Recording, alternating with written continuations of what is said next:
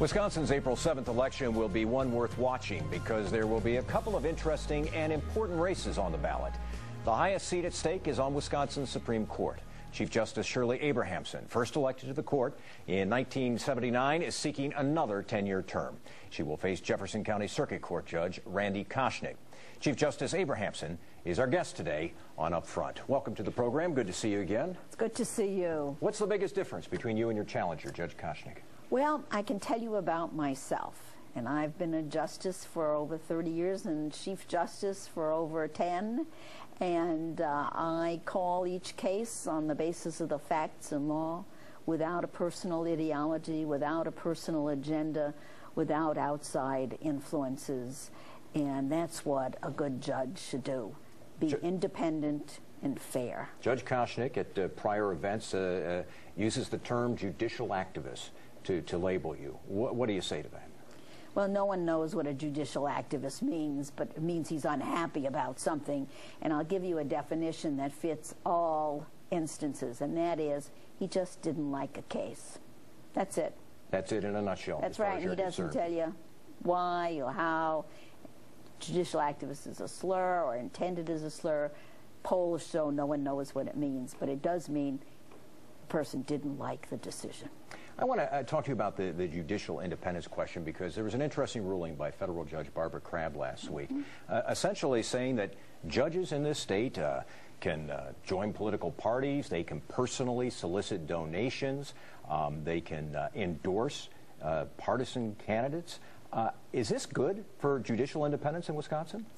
Well, as you know, I have not read that decision, but I heard it summarized as you just said, and that's a First Amendment free speech right, as she understood it, and I have great respect for Judge Crabb. And if I do have that First Amendment right, I will not exercise it. I am not going to solicit campaign contributions. I am not going to join a partisan political party, and I'm not going to endorse political candidates. I think that judges should be nonpartisan, and I think that one of the issues is that a judge should not decide cases on a personal ideology, a personal agenda, and yet too many people confuse a judge's personal views with what a judge has to do. And what a judge has to do is set aside any views and decide on the basis of the law and facts. And to say anything or do anything that fosters the misconception that a judge will decide cases on the basis of personal views is really an awful mistake. You've raised about $1 million so far for this race. I have. Your opponent, Judge Koschnick, says $30,000 of that came from trial attorneys who have cases pending before the Supreme Court, and that's just not right. What's your reaction to that? Have you given any thought to saying, I'm going to give that money back just because I don't want to have any appearance of potential conflict?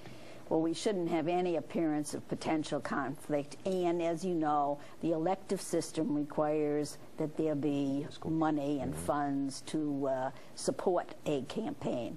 I favor public campaign financing, which would take that whole issue away. But you have to understand that I have 5,000 contributors. The amount stated is less than 3% of the total contributions. That means in my campaign we have a lot of voices, a lot of people who are supporting a non-partisan, impartial, neutral, fair justice. So there is no one voice, no one group to which the campaign is beholden. The campaign is beholden to all the people of the state of Wisconsin, and that's the way it should be. And you're comfortable with keeping that money and accepting it? Let me say that the issue is whether I should sit on a case, on any case, and you decide whether to sit on a case on all the circumstances of the case, all the circumstances. And I can't let anyone push me out of a case by making a contribution or trying to make a contribution or influence me by any contributions.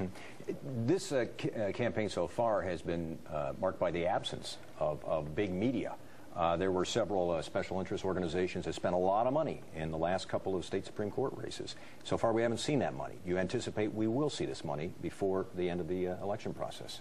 Well, I don't have a crystal ball, but the news media has been reporting that they expect out-of-state interests to come in and support my opponent. And so that's your expectation? Well, I only know what I read, yeah, and I can't foresee it, but one might expect it. All right. Chief Justice Abrahamson, thanks very much for your time today. Thank we you do very appreciate much it. for